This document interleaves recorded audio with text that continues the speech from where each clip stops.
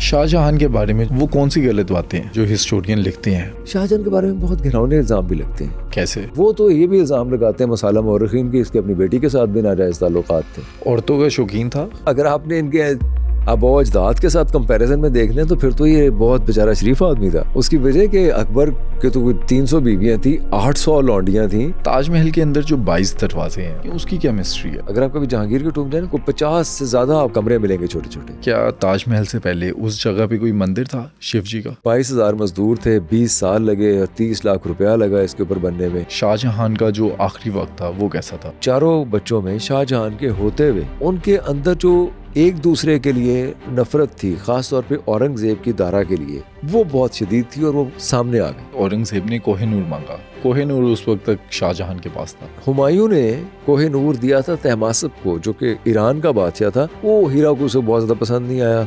उसने हीरा एक शख्स के हाथ भिजवा दिया अहमदनगर के राजा के पास तोहफे के तौर पे। वो हीरा कभी अहमदनगर के राजा को मिला ही नहीं। अब जब शाहजहां का दौर आया तो शाहजहां के दौर में हमें मीर जुमला नजर आता है उस हीरे के साथ। अंग्रेज शाहजहां के दौर में आते हैं हिंदुस्तान में। शाहजहां ही उनको लाने वाले थे एक्चुअली। नूरजहां को और शाहजहां को गर्विदा कर लिया था अंग्रेजों ने। कैसे? तोहफे देके। जहांगीर के बाद शाहजहां कैसे अपनों का कत्ल करके बादशाह बना? क्या शाहजहां के अंदर हिंदुस्तान का बादशाह बनने की काबिलियत थी? क्या शाहजहां ने ताजमहल किसी मंदिर की जमीन पर बनाया? और ताजमहल में बने 22 दरवाजों के अंदर क्या है? ये सब जानिए आज के पॉडकास्ट में। सुनो पॉडकास्ट के 90% व्यूअर्स वो हैं जिन्होंने अब तक सुनो डिजिटल को सब्सक्राइब नहीं किया। अगर आपके ख्याल में मैंने आपको वैल्यूएबल कंटेंट दिया है तो अभी सुनो डिजिटल को सब्सक्राइब करें। ज़ीशान भी, जहांगीर के बाद हिंदुस्तान में जो जानशीनी की जंग है वो कैसे चली? जहांगीर एक तो कश्मीर से वापसी पे हमने डिस्कस किया हुआ कि वो अचानक ही उनकी वफ़ात हो गई थी और किसी को नॉमिनेट भी नहीं किया हुआ था उन्होंने। और शाहजहां उन दिनों सिंध आए हुए थे ठट्ठा, और ठट्ठा से दक्कन चले गए थे वापस। आपको याद होगा जो नूरजहां थी उन्होंने पैगाम भिजवा के 2-3 ऐसे काम किए थे कि शाहजहां को वापस दक्कन भिजवा दिया था और महाबत ख़ान को और परवेज़ को बंगाल से निकाल दिया था। महाबत ख़ान की जगह किसी और को वहाँ अपॉइंट करवा दिया था। बंगाल से निकलना पड़ गया था, गो कि वो निकला नहीं और वो बल्कि उसने बगावत कर दी थी इनके ख़िलाफ़। तो वो एक सिलसिला चल रहा था। और जो शहरयार था जो कि लाडली बेगम का शौहर था, यानी जो इनका दामाद था नूरजहां का। नूरजहां और शेर अफगन की बेटी का हस्बैंड। शेर अफगन की बेटी थी, बिल्कुल, लाडली बेगम। नूरजहां के जो पहले शौहर थे शेर अफगन, उनकी पहली बेटी, उसके साथ क्योंकि शादी हुई थी शहरयार की, तो नूरजहां ये चाहती थी कि शहरयार को बादशाह बनाया जाए। और आसिफ खान की बेटी अर्जुमंद बानो के शौहर थे शाहजहां, यानी कि शहजादा खुर्रम। इनफैक्ट आसिफ खान ये चाहता था कि ज़ाहिर है शाहजहां यानी खुर्रम शहनशाह बने। तो अब एक टैसिट सी एक वॉर चल रही थी यहाँ। लेकिन जो आसिफ खान जो है वो ज़्यादातर जो अहकामात जारी कर रहा था, तो उसने कहा कि आप जहांगीर को तो जाके दफन करें ना लाहौर में। उसने एक चाल ऐसी चली कि शहज़ादा खुसरो, जिसे कि शाहजहां ने कत्ल करवा दिया था, जो कि मौरखीन कहते हैं कि गला दबा के कत्ल करवा दिया था, लेकिन वैसे ऑफिशियल रिकॉर्ड्स के मुताबिक तो वो तबई मौत ही मरा था। लेकिन बहरहाल उसके बेटे दावर को चक्कर ऐसा चलाया कि नॉमिनेट करवा दिया बादशाह के लिए हिंदुस्तान के, हालांकि वो तो छोटा बच्चा था। अब नूरजहां के लिए ये चीज़ बड़ी एक स्टनिंग था ये सारा कि जो कुछ हो रहा है। ऐसी पॉलिटिक्स, ये पॉलिटिक्स वो एक्सपेक्ट ही नहीं कर रही थी। उसको तो ख्याल था कि शहरयार है, ये शाहजहां है। शाहजहां क्योंकि आगरे से बहुत दूर है, उसको आते हुए 20 दिन लगेंगे, और शहरयार लाहौर में है। तो लाहौर में वो अनाउंस भी कर चुका था कि मैं बादशाह हूँ, और 70-1 लाख रुपए बांट भी चुका था उमरा के अंदर। 30-40 दरबारी नवाबीन ऐसे थे जो कि नूरजहां की साइड पे आ गए थे। नूरजहां का बहुत बड़ा क्लाउड था, बहुत ज़बरदस्त इन्फ्लुएंस था। ज़ाहिर है उनका ख्याल था कि जिधर नूरजहां होगी वही बादशाह बनेगा, तो वो सारे इधर आए हुए थे। लेकिन आसिफ खान अपनी गेम कर रहा था। आसिफ खान ने जब दावर का नाम लिया तो वो सब परेशान हो गए सब लोग कि क्या। लेकिन वो दावर को सिर्फ एक दिखाने के लिए था, वो टाइम बाय कर रहा था आसिफ खान कि शाहजहां अपना टाइम ले और पहुंच जाए किसी तरीके से। तो शाहजहां वहाँ से निकला, लेकिन बाय द टाइम जो सरहंद के शेख साहब थे उन्हें कहा गया कि आप खुसरो को पकड़ने की कोशिश करें। तो यहाँ जंग भी हुई खुसरो के साथ। खुसरो के जो लोग थे सारे वो रिबेल कर गए उसके ख़िलाफ़ ही। खुसरो के यानी एक्चुअली उमरा या शोरफा या इनकी वफ़ादारियाँ तो ऐसे ही होती हैं, तो इब्नुल वक्त होते हैं ना, बज़ाहिर लगता है कि वो आपके साथ खड़े हुए लेकिन सब आपके साथ होते नहीं हैं। तो शहरयार और नूरजहाँ बहुत ओवर एस्टिमेट कर रहे थे अपनी ताकत को भी बैटल फील्ड के अंदर, और अपने और लोगों की वफ़ादारियों को भी बहुत ज़्यादा ओवर एस्टिमेट कर रहे थे। वो ऐसा था नहीं। वो फिर तितर-बितर हो गए जब आसिफ खान ने ये पॉलिटिक्स की शाहजहां वाली। अगर हम बात करें शहज़ादा खुसरो की, तो उसको क्यों नहीं बनने दिया जहांगीर ने? शहज़ादा खुसरो ने बगावत की थी एक्चुअली। शहज़ादा खुसरो ने जहांगीर को बहुत इरिटेट किया था। उसने चांसेस थे उसके बनने के? चांसेस थे। शहज़ादा खुसरो को बहुत पसंद करते थे लोग। शहज़ादा खुसरो वैसे भी देखिए, अच्छा अगर आप इन तमाम बादशाहों का या शहज़ादों का एक एनालिसिस करें, एक नफसियाती तज्ज़िया करें इनका, तो आपको बड़ी अजीब-ओ-गरीब बातें नज़र आती हैं इनकी। जैसे कि शहज़ादा खुसरो वो ख़ुद बहुत इल्मी तौर पे, अदबी तौर पे, अक़ली तौर पे सोचने समझने की बहुत अच्छी सलाहियत रखता था, लेकिन वो बहुत अच्छा मुंतज़िम नहीं था, बहुत उम्दा सालार नहीं था। उसने कोई बहुत कामयाब जंगें या बैटल्स नहीं लड़ी हुई थी। उसने कोई बहुत खौफनाक किस्म के जो दुश्मन थे उस ज़माने में मुग़लों के, जिनसे उन्हें ख़तरा था, जो रिबेल करते थे, वो कहीं क्वेल नहीं किया था किसी रिबेलियन को उसने। तो वैसे खुसरो बहुत अच्छा था। अब यही समझने की बात है कि किसी का, मिसाल के तौर पे कह रहा हूँ कि किसी का नेक होना, परहेज़गार होना, बहुत अक्लमंद होना, या बहुत कंपैशनेट होना, या बहुत ह्यूमेन होना, बहुत दर्दमंद दिल रखना, ये बादशाह से एक्सपेक्ट नहीं किया जा सकता। ख़ास तौर पे 16वीं 17वीं 18वीं सदी के बादशाहों से ये एक्सपेक्ट नहीं किया जा सकता कि वो ऐसे होंगे। इसीलिए लोग गलत तौर पे औरंगज़ेब आलमगीर के बारे में भी ऐसी बातें कहते हैं। भाई हम, अब एक शख्स बादशाह बनना है, उसने इर्द गिर्द वाले बहुत से लोगों को ज़ाहिर है टांग खींच के ऊपर आना है, क्योंकि बहुत से कंटेस्टेंट्स हैं, बहुत से दौड़ में शामिल हैं उसमें, तो उन्होंने बादशाह बनने की एक ज़रूरत है। फिर बादशाह बनने के बाद भी आपने बहुत सी बगावतों को कुचलना है। आपने कहीं डिप्लोमेसी का मुजाहरा करना है, कहीं आपने जालिम बनना है, कहीं आपने रूथलेसली क्वेल करना है किसी बगावत को, कहीं आपने पैसा देना है, कहीं आपने शादियां करनी है, कहीं आपने साथ मिलाना है लोगों को, कहीं हिपोक्रेसी भी करनी है। ये भी करते थे ना बादशाह, बहुत ज़्यादा साइड्स बदलनी है। ये डिपेंड करता है कि, तो ये जो कंपैशनेट, ह्यूमन, अच्छे, शरीफ और समझदार और अक्लमंद और इल्मी और काबिलियत रखने वाले लोग होते हैं, उनका खासा नहीं होता, उनको दरक नहीं रखते इन सारे मामलात में। शाहजहां रखता था, या खुसरो नहीं रखता था। खुसरो जो है उसने जल्दबाजी नहीं की थी, बगावत कर दी। अगर वेट करता, पॉसिबिलिटी थी कि वो भी बन सके। खुसरो ने बहुत जल्दी की, या उसे निशानियाँ ऐसी मिल गई थी कि वो नहीं बनेगा। खुसरो का ये ख्याल था, लेकिन आप सही फरमा रहे हैं, उसने बहुत जल्दी की। उसका ये ख्याल था कि उसे, क्योंकि कोई बहुत बड़ी कोई कामयाबी उसके क्रेडिट पे थी नहीं, इसलिए, और वो थोड़ा डेस्परेट एफर्ट थी उसकी। और जहांगीर भी जो था वो हुक्म उदूली कर रहा था अकबर की बहुत ज़्यादा। जहांगीर से भी अकबर बहुत ज़्यादा खुश नहीं था। खुश ना होने की वजह से उसे ये डर था कि कहीं ये गुड बुक्स में ना आ जाए, मतलब ग्रेजुअली कहीं गुड बुक्स में ना आए, इससे पहले कि अब क्योंकि बादशाह उसे नाराज़ है। ये सारा कुछ शाहजहां के साथ भी हुआ। अब आप कंपैरिजन करें ना जहांगीर का और शाहजहां का, तो शाहजहां शुरू में बहुत आंखों का तारा था किसकी? जहांगीर की। और बाद में वही जहांगीर उसका नाम भी सुनना पसंद नहीं करता था। वही जहांगीर उसके ख़तों का जवाब भी नहीं देता था। वही जहांगीर उसको बिल्कुल रांदा दरगाह कर चुका था। शहरयार को वो धौलपुर की रियासत दे चुका था। यही सारा कुछ खिसरो और जहांगीर के साथ भी हो रहा था। जहांगीर को आप समझे कि वो आग ही कर चुका था अकबर एक लिहाज से। लेकिन मसला ये कि जहांगीर बहुत शरीफ था, बहुत ताकतवर था। फिर वही बात कि उसको अपने इख्तदार हासिल करने के लिए अगर किसी को मारना पड़ता था तो उसने अबुल फजल को कत्ल कर दिया था। अगर उसने किसी को साथ मिलाना था तो साथ मिला था। अबुल फजल के बेटे को बाद में साथ मिला लिया था। खुसरो के अंदर ये बात नहीं थी शायद, इसलिए खुसरो ने जंग करने की कोशिश तो की, लेकिन जंग भी आपके साथ लोग जो कर रहे होते हैं उन्हें कुछ नज़र आता है तो करते हैं ना, उन्हें मुस्तकबिल में कुछ नज़र आए तो करते हैं ना जंग आपके साथ। होता ही कि फिर वो देख रहे होते हैं कि आप वक्त किस तरफ चल रहा है। वो शेक्सपियर एक बड़ी ज़बरदस्त बात कहते हैं मैकबेथ के अंदर, to beguile the time look like the time, look like an innocent flower and be a serpent under it. ये बनना पड़ता है, यानी वो कहता है कि वक्त से लड़ने के लिए वक्त जैसे बन जाओ। बज़ाहिर एक बड़े फूलों की तरह नज़र आओ लेकिन अंदरों सापो हो तुसी पूरे दे पूरे। ये चीज़, ये कनिंगनेस, ये श्रूडनेस, ये सफ़ाकी, ये चाहिए बादशाह के बनने के लिए, जो कि खिसरो में नहीं थी। शाहजहां जो है वो सांप था।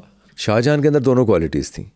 वो वक्त आने पे सांप भी बन जाया करता था, और जब वो देखता था मेरा डंग काम नहीं कर रहा तो वो तरला भी कर लेता था। वो हाँ, वो बहुत एक इनोसेंट फ्लावर भी बन जाया करता था। तो वो इनोसेंट फ्लावर भी रहा है, उसके ऊपर बड़ी नवाजिशात भी हुई हैं, बड़ा मरहमत किया गया है। लेकिन आप ये देखें, जब वो राजस्थान गया है तो राजस्थान में जो राजपूत थे वो बड़े सर उठा रहे थे, और ये पहले से सर उठाते आ रहे थे, अकबर के ज़माने से तंग कर रहे थे वो बहुत ज़्यादा। लेकिन उसने वो कले का मुहासरा करके लोगों को भूखा प्यासा रख के अपना मुती कर लिया, और वो मसला वैसे ही हल हो गया। उसके बाद जब वो दक्कन गया तो दक्कन में उसने सारी कामयाबी डिप्लोमेसी से ही हासिल कर ली। ये वही दक्कन है जो अकबर को भी नाको चने चबाए हुए, जहांगीर को भी नाको चने चबाए हुए, लेकिन शाहजहां ने बड़े आराम से डिप्लोमेसी से असर। ये हुआ के बाद में दक्कन वाले मुसलसल उठते रहे, वो रिबेल करते रहे, लेकिन दूसरी दफ़ा फिर उसने जाके ऐसे ही किया था। वो तो जब फाइनली जब शाहजहां अपनी जाननशीनी के लिए लड़ रहा था, भाग रहा था, दौड़ रहा था, कभी बंगाल जा रहा था, कभी दक्कन जा रहा था, कभी कहीं से रास्ता हासिल करने की, कहीं से पैसा हासिल करने की कोशिश कर रहा था, उस वक्त उन्होंने ठुकराया उसको, दक्कन वालों ने, क्योंकि उस वक्त तो वो कुछ नहीं था, बादशाह की आशीर्वाद हासिल नहीं थी उसको, वो जो रियासत की या हुकूमत की आशीर्वाद हासिल नहीं थी, तो उस वक्त उसको थोड़ा सा उसको मुश्किल पेश आई। फिर तो खैर उसके साथियों को मार भी दिया गया, भीमचंद वगैरह को। शाहजहां का बचपन कैसा था? बड़ा प्रॉमिसिंग चाइल्ड था शाहजहां। एक तो अकबर का बहुत चहेता था, अकबर बहुत ज़्यादा ट्रस्ट करता था शाहजहां पे, ऐसा ट्रस्ट करता था कि जब जहांगीर फ़ौज लेके चढ़ाई करने वाला था तो अकबर ख़ुद वापस आ गया था एक मुहिम से, और आके जहांगीर के सामने मतलब उसे कंटेन करने की कोशिश कर रहा था। तो पता चला कि उसकी बीवी बहुत सख्त बीमार है अकबर की। तो अकबर महल तक उन्हें देखने के लिए नहीं जा रहा था, मतलब मिलने के लिए नहीं जा रहा था। वजह क्या थी? वजह ये थी कि कहीं ये चाल ना हो, कहीं मुझे महल में ना बुलाया जा रहा हो बहाने से, और उसके बाद जहांगीर को आगे कर दिया जाए, उसको कोई रास्ता मिल जाए। तो अकबर नहीं जा रहा था। तो अकबर ने शाहजहां को भेजा कि तुम जाओ महल में और जाके देख कर आओ सिचुएशन क्या, फिर मुझे बताओ। यानी शाहजहां उस वक्त भी उसके साथ था। फिर शाहजहां गया महल में, वापस आया, वापस आके उसने बताया कि जो दादी ने मिलना है तो आखिरी बारी मिलना है, वो मार चली जाए। तो फिर अकबर मिलने के लिए गया। शाहजहां किसका सगा ज़्यादा था, जहांगीर का या अकबर का? अकबर का। शुरू से he was grand pass child, वो अकबर का था। उसके अंदर अकबर ने बहुत अच्छी तरबियत उसकी की थी, हर वक्त उसको अपने साथ रखता था। अच्छा, ये इनके अंदर था भी, मुगलों के अंदर जो शाहजहां के बच्चे थे वो जहांगीर के साथ थे, बल्कि जब जहांगीर मर जाता है तो ये तीनों बच्चे दारा और औरंगज़ेब और शुजा, ये उनके पास थे, नूरजहां के पास थे। और वो बच्चे देने मुश्किल हो गए थे शाहजहां को, क्योंकि बच्चे उनके पास थे, यहाँ बगावत हो रही थी, जंग भी हो सकती थी, हो भी रही थी, बच्चे नूरजहां के पास थे। तो बड़ी चालाकी से, बड़े तरीके से उन बच्चों को पहले वापस लिया था। और आसिफ खान जब बच्चों को लेके आया था तो शाहजहां ने आसिफ खान के झुक के पाँव चूमे थे। अच्छा जी, बाकायदा ज़मीन पे बैठ के पाँव चूमे थे उसने आसिफ खान के। एक तो ये कि आसिफ खान ने उसके लिए रास्ता हमवार किया था बादशाह बनने का, दूसरा उसके बच्चों को नूरजहां से लेके आया था। नूरजहां का भाई भी तो था ना आसिफ खान, वो चक्कर चला के लेके आया था किसी तरीके से।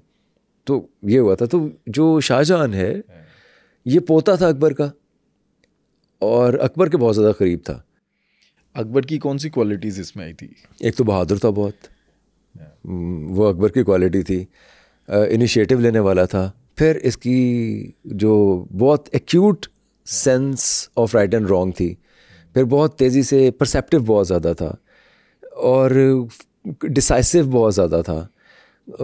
अकबर के गो के हमें कुछ अहमकाना फ़ैसले भी नज़र आते हैं, लेकिन शाहजहां के फ़ैसले अहमकाना नहीं होते थे। वो बहुत नाप तोल के फ़ैसले किया करता था। जो कुछ आखिरी दिनों में उसके साथ हुआ वो उसकी किस्मत का खेल ज़्यादा था किस्मत का खेल ज़्यादा था वो इसलिए कि जो उसके चारों बच्चे थे जो आपस में लड़ रहे थे भाई, वो सब एक जैसे थे, एक जैसी कैपेबिलिटीज़ के लोग थे, तकरीबन हम उम्र लोग थे, या एक जैसा बर्ताव था उनका, एक जैसी तरबियत थी उनकी। वो एक दूसरे को मतलब ये चाहे दाराशिकों को बहुत बड़ा आदमी बताते थे लेकिन औरंगज़ेब उसको नहीं मानता था। हम देखते हैं कि अकबर तो एक सेकुलर आदमी था, क्या शाहजहां भी एक सेकुलर आदमी था? अच्छा, इस पे दो बातें हैं भट्ट साहब। एक तो ये कि जो बादशाह होते हैं इनके मजहबी होने को और सेकुलर होने को ऐसे नहीं लेना चाहिए जैसे कि ये प्रोफेस करते हैं, क्योंकि जब ये वक्त आने पे सेकुलर भी हो जाते हैं और वक्त आने पे ये मजहबी भी हो जाते हैं।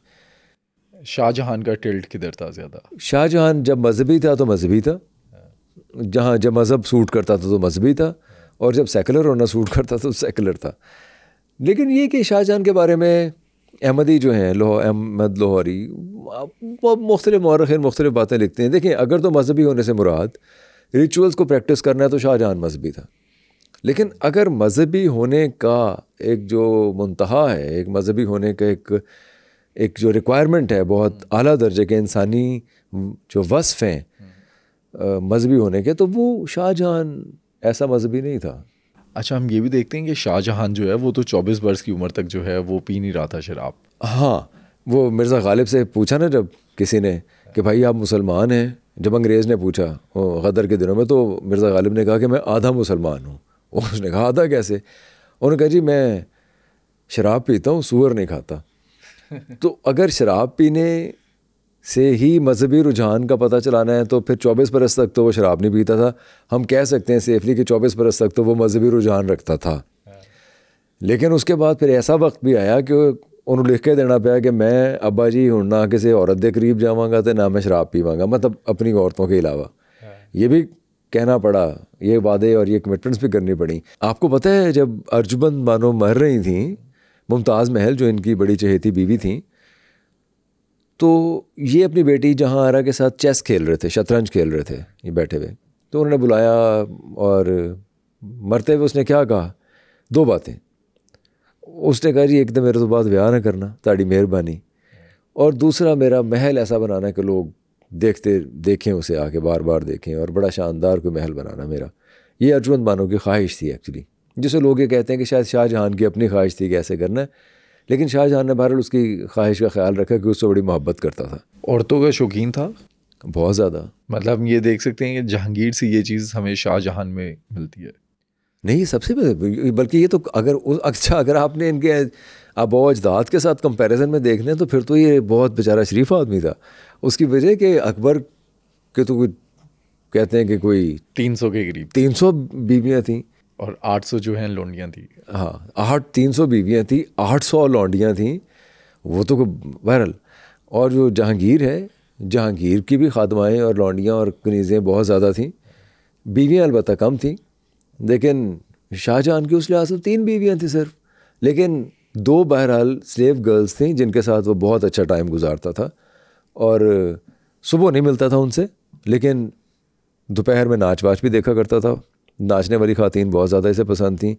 नाचना कोई बुरी बात नहीं है, मैं खुदा न खासा ये नहीं कह रहा कि नाचने वाली ख़वातीन को, मैं कहना ये चाह रहा हूँ कि इसके पास इतना वक्त होता था या ये दिल लुभाने के लिए वो जो ख़वातीन रक़्स करती थी, नाचती थी, तो ये सिर्फ नाच और रक़्स ही नहीं देखता था, लिबर्टीज़ और भी लिबर्टीज़ लेता था। ये मैं कहना चाह रहा हूँ एक्चुअली।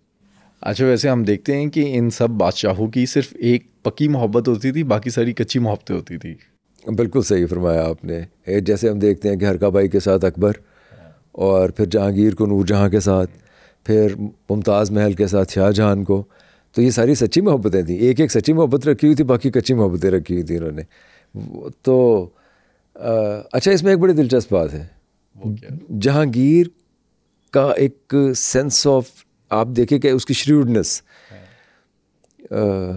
नूरजहाँ को लाडली बेगम के साथ अपने महल में बुला लिया जब शेर अफगन कत्ल हो गया। शाहजहां की जो शादी है वो तय पाई नूरजहाँ के भाई की बेटी अर्जुमंद बानो के साथ। अब ये कहा जाता है कि अर्जुमंद बानो से वो जश्न नौरोज़ पे कहीं मिला और उसने चूड़ियाँ ली या दी, दोनों के दरमियान यादो पैमा हुआ, फिर मंगनी भी हो गई। अब शादी होने वाली थी। शादी के लिए 5 साल इंतज़ार करना पड़ा वजह क्या थी? वजह ये थी कि एक और शादी पहले करनी थी, यानी अर्जुमंद बानो से शादी करनी थी, मंगनी हो गई, लेकिन शादी के लिए 5 साल इंतज़ार करना पड़ा क्योंकि एक शादी और करनी थी। वो किससे? वो ज़रा इमरजेंसी हो गई थी। वो इमरजेंसी ये थी कि सफ़वी ख़ानदान, जो ईरान का एक ख़ानदान था, वहाँ से कंधार की एक प्रिंसेस थी, वो महल में आई हुई थी और कंधार से ही ताल्लुक़ था नूरजहाँ का। नूरजहाँ शायद उस तरह से नरगे में आ नहीं रही थी जहांगीर के, या नज़र इल्तफ़ात नहीं कर रही थी। तो जहांगीर ने एक चाल चली। जहांगीर ने पहले शाहजहां की शादी सफ़वी ख़ातून से, जो प्रिंसेस थी, उनसे करवा दी ताकि ज़रा ईरान को राम किया जाए। ईरान से मुराद ईरानी जो एलिमेंट था दरबार में, उसे राम किया जाए कि असी खाली राजपूतां वाल नहीं, असी ईरान वाल भी उन्हें मोहब्बत रखने हैं, असी थोड़े भी होने ही है। इस टाइप का एक तासुर जो कायम करते हैं ना लोग शादियाँ वादियाँ करने के लिए, वो करके और उसने फिर नूरजहाँ से शादी कर ली। यानी पहले शादी शाहजहां की करवाई सफ़वी प्रिंसेस से, फिर खुद नूरजहाँ से शादी की, फिर अर्जुमंद बानो से शादी करवाई 5 साल बाद। अच्छा, ये ईरानी प्रिंसेस से शाहजहां खुद भी शादी करना चाहते थे या सिर्फ बाप की वजह से की? इसमें जहांगीर का अमल दखल ज़्यादा था। एक्चुअली देखिए, जो शहज़ादे वगैरह ये हुआ करते थे, उन्हें ये तो अंदाज़ा था, इतने तो समझदार थे ना, कि अगर हम राजपूतों में शादी करेंगे तो वो राजस्थान का पूरा इलाका, मेवाड़ और ये वे सब, वो उधर बेहतर हो जाएंगे ताल्लुकात। दक्कन में करेंगे तो उनके साथ हो जाएंगे। ये तो मैरिज ऑफ कन्वीनियंस हुआ करती थी ना, या पॉलिटिकल मैरिजेस हुआ करती थी। तो ये शहज़ादों को इस बात का अच्छी तरह से इदराक हुआ करता। तो शाहजहां को भी था, इसने बड़े आराम से उसने शादी कर ली। उसने कहा कोई गल नहीं, मोहब्बत ही है ना, उन्होंने 5 साल लेट कर लेने, ऐसे ज़रा पहले शादी कर लेने, पहले ज़रा पक्का कर लिए, कम किला पक्का कर लिए, उस तो बाद शादी भी कर लेंगे। अच्छा, ये जो डिप्लोमेसी के लिए शहजादे शादियां करते थे, क्या उसे निभाते भी थे या सिर्फ और सिर्फ साइड पे रखी होती थी? उसको तो ख़ास तौर पे निभाते थे, उन शादियों को ही तो निभाते थे। आपको पता है शहरयार के ख़िलाफ़ चक्कर क्यों चलाया गया कि वो बादशाह ना बने? क्योंकि शहरयार एक स्लेव गर्ल में से था। ये बड़ा मामला था। हम ये कहते हैं, आज तक हम कहते हैं, लेकिन तैमूरी खून और नस्ल और मुग़ल और तुर्क और ये सारा कुछ, ये जो ब्लड था, ये बड़ा ज़रूरी था इनके लिए। या फिर राजपूत, शाहजहां के बारे में तो कहा जाता है वो राजपूत खातून से था ना, बिल्किस मकानी बेगम से, वो राजपूत उनका टाइटल था, वो राजपूत खातून थी। और जहांगीर भी एक राजपूत खातून से थे। तो यानी आप देख रहे हैं ना कि जो बादशाह बने हैं वो राजपूत खातून से ही बने हैं लोग ज़्यादातर। और इसका मतलब है कि उन्हें तरजीह दी जाती थी उन ख़वातीन पे जो कि दरबार में लाई जाती हैं बादशाह की ऐशो इशरत के लिए, या बादशाह की नज़र इल्तफ़ात कहीं पड़ गई तो उसे निभा ली मोहब्बत।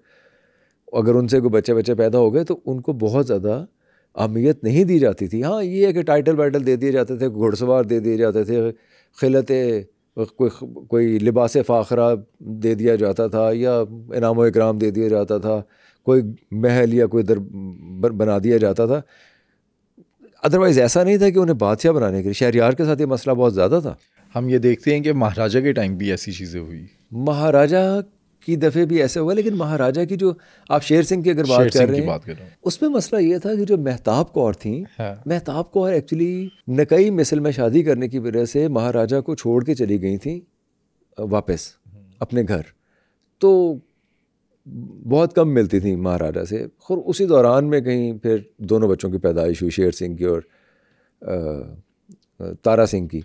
अच्छा, लेकिन ये हमारे पंजाब का ख़ास तौर पे, वैसे पूरे हिंदुस्तान का एक मसला रहा है कि ख़वातीन को मैलाइन करने के लिए, अगर कोई ख़ातून सर उठा रही हो, अगर कोई ख़ातून काबिल हो, अगर कोई ख़ातून कुछ बड़ा काम करके दिखाना चाहती हो, तो हम फ़ौरी तौर पे बदकारी का, बदचलनी का, या बुरे रवैये का, या कोई ऐसी घटिया और बुरी बात उसके बारे में करते हैं कि क्योंकि मेल शेवनिस्ट सोसाइटी है ओवरऑल हिंदुस्तान की, तो फौरी तौर पे उसको बाय कर लिया जाता है, उस औरत के करैक्टर को मलाइन कर दिया जाता है। हम तो ये देखते हैं चंगेज़ खान के टाइम से ये रवायत चलती आ रही है, उसकी बीवी पे भी इल्ज़ाम था। हाँ, मैं समझता हूँ कि बिल्कुल ऐसा ही था। ये हमें मंगोलों में भी नज़र आता है कि वो फौरी तौर पे ख़वातीन, एक्चुअली मेल बताया ना कि मेल शोविनिस्ट सोसाइटीज़ हैं ये सारी की सारी सोसाइटी। तो अब जमहूरियत के और दूसरे तसव्वुरात आ गए उनकी वजह से, या एज ऑफ इंफॉर्मेशन की वजह से, या इंडस्ट्रियल एज की वजह से आगे जाके जब कॉम्प्लेक्स हो गए सोसाइटीज़, तो वहाँ पे इंडिविजुअल कैरेक्टर ज़्यादा बढ़ गए। लेकिन हमारे यहाँ तो अब तक ये सिलसिला चलता है। ये जो बुराई है, ये जो कबीह एक फेल है, वो अब तक हमारे यहाँ मौजूद है। हम औरत को बहुत जल्दी मलाइन कर देते हैं। हमारे यहाँ कोर्ट कचहरियों में जब अपनी बीवियों को अगर कोई लोग खुदा न खास्ता जो छोड़ देते हैं, आम तौर पे, सब नहीं, आम तौर पे ये होता है कि कैरेक्टर असैसिनेशन का तो फौरी तौर पे इल्ज़ाम लगा दिया जाता है। अच्छा, अगर हम बात करें शाहजहां जंगजू कैसा था? बहुत अच्छा जंगजू था। अच्छा, जंगजू बनने से पहले का एक वाक़या शाहजहां का बहुत अच्छा। झरोके में आया करते थे, अकबर भी आया करते थे, तो अकबर के साथ शाहजहां भी होता था, उनका पोता। फिर वो नीचे आहिस्ता आहिस्ता नीचे जो ग्राउंड है, जहाँ लड़ाइयाँ हुआ करती थी, हाथियों की लड़ाइयाँ हुआ करती थी, वहाँ भी जाके बैठना शुरू हो गए। हाथियों की लड़ाई के दौरान एक बदमस्त हाथी ने एक दफ़े अनुम राय पे, जो कि बड़ा अहम एक मोतमद था अकबर का, उनके ऊपर हमला कर दिया। तो ये घोड़े पे बैठा हुआ था शाहजहां, कुछ देर तो ये देखता रहा। फिर उसको अंदाज़ा हुआ कि जो हाथी है छोड़ेगा नहीं, जिस तरह उसने अटैक किया, और ये तो अपने सेंसेस में है ही नहीं, नॉर्मल हालत में नहीं है हाथी। तो इसने अटैक कर दिया हाथी। कैसे? नेज़े से अटैक किया, पूरा नेज़ा उसके सीने में उतार दिया हाथी के।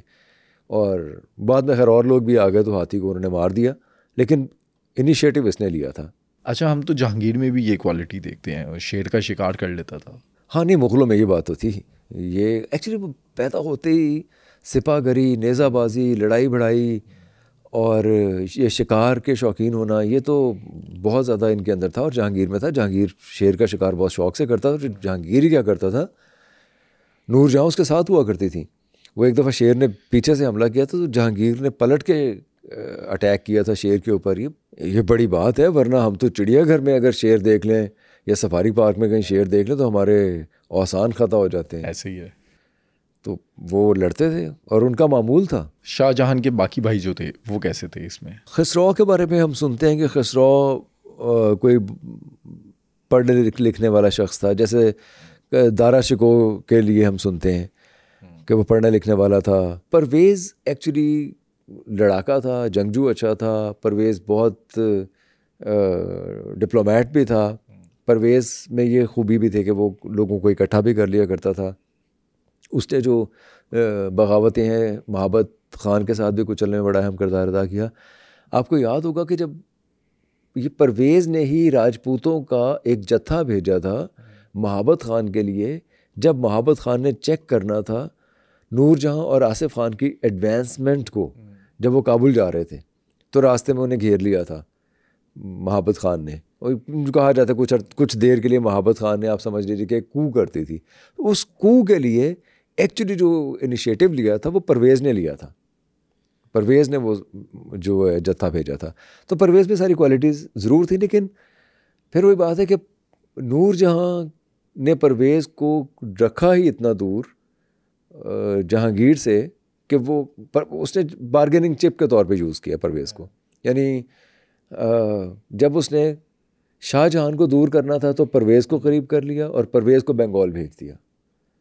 और जब बंगाल से वो फ्री हुआ और शहरयार को धौलपुर की रियासत देनी थी या शहरयार को आगे लेके आना था, शहरयार को जागीरियाँ अता करनी थी, तो उसने परवेज़ को और महाबत ख़ान को अलग-अलग कर दिया और वापस भेज दिया अपने अपने डैन में। और जब शहरयार को जागीरियाँ अता हो गई, इसका मकसद पूरा हो गया, तो बल्कि उसने तो 60,000 रुपये की, उस ज़माने में 60,000 रुपये का तोहफ़ा पर्ल्स का, मोतियों का दिया था जहांगीर को, उसकी बीवी ने, नूरजहाँ ने। किस खुशी में? जागीरियाँ अता करने के लिए अपने दामाद को, यानी कि शहरयार को। नूरजहाँ के पास ये तोहफे कहाँ से आते थे? नूरजहाँ और आसिफ खान तो मशहूर थे तोहफे लेने में। वो तो ये कहते थे कि अगर किसी ने रसाई भी हासिल करनी है, किसी ने वो जो अदरे जहांगीरी भी खटखटानी है, वो भी बजाना है, वो जो बेल, वो घंटा बजाना है, तो उसके लिए भी तोहफे देते थे वो नूरजहाँ को। नूरजहाँ कोई शायद छड़ दी नहीं थी, वो राम राम जपना पराया माल अपना, वो हिसाब था नूरजहाँ का। ये तो अंग्रेज़ भी खैर ये अंग्रेज़ तो ऐसे भी लिखते होंगे कि वो एक डिसऑनेस्टी को ताबीर करते हुए लिखते होंगे नूरजहाँ के बारे में, लेकिन हमारे जो मौरखीन हैं, हिंदुस्तान के जो मौरखीन हैं, वो भी ये लिखते हैं कि नूरजहाँ तोहफे तहफ़ लिए बगैर काम करती नहीं थी, और आसिफ खान भी ऐसे ही था। अच्छा, अगर हम अंग्रेज़ हिस्टोरियन उनकी बात करें, अंग्रेज़ कैसा लिखते हैं मुग़लों के बारे में? विलियम डैलिम्पल तो बहुत अच्छा लिखा है, बहुत रियलिस्टिक है उनका लिखा हुआ अंग्रेज़ मौरखीन में। विलियम डैलिम्पल के अलावा कुछ लोगों ने रोमांटिसाइज ज़्यादा किया हुआ है मुग़लों को, कुछ लोगों ने एग्जेजरेट बहुत ज़्यादा किया हुआ है। अच्छे कामों में या बुरे कामों में?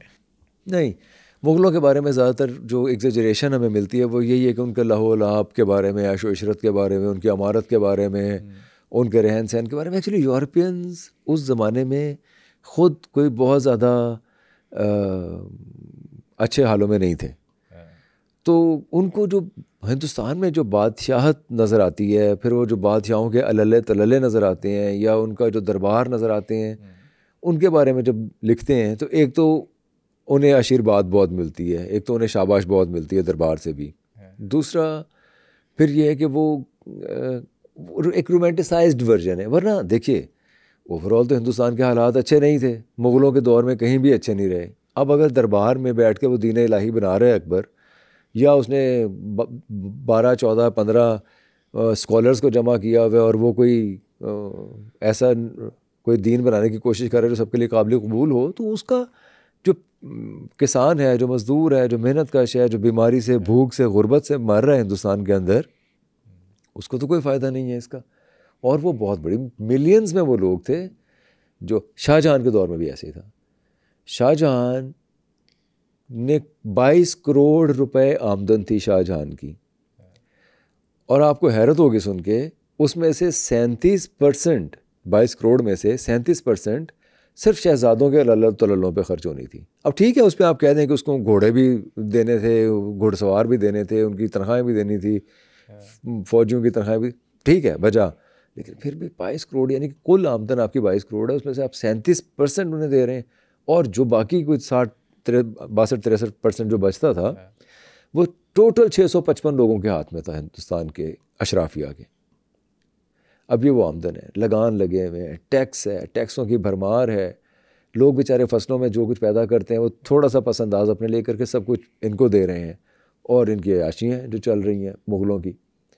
अब वो ठीक है कि अगर कोई बगावत हुई है तो ये उस बगावत को कुचलने के लिए जाते हैं, वो भी कुचलने के लिए इसलिए नहीं जाते कि वो बगावत को इसलिए नहीं कुचला जाता कि वो कोई बदअमनी पैदा कर रहे हैं लोगों के लिए, बगावत को इसलिए कुचला जाता है कि वहाँ से बूटी हासिल होती है, उसको मगलूब करके राजे को, चाहे वो राणे हों राजस्थान के, चाहे वो दक्कन के आदिल शेर हों या मलक अंबर हों, वो उन लोगों को मगलूब करके लाखों रुपए सरकारी ख़जाने में आता है, उनके ऊपर टैक्स लगता है या महसूल हासिल किए जाते हैं, उनसे अपनी अयाशियों को जारी रखा जाता है। ऐसे तो अपनी बेटी के लिए लाखों रुपए ने ना 10-10 लाख रुपए लगा दिए थे उसने जहाँ आरा के लिए, और जो सूरत की बंदरगाह की सारी कमाई थी वो जहाँ आरा के पास आती थी।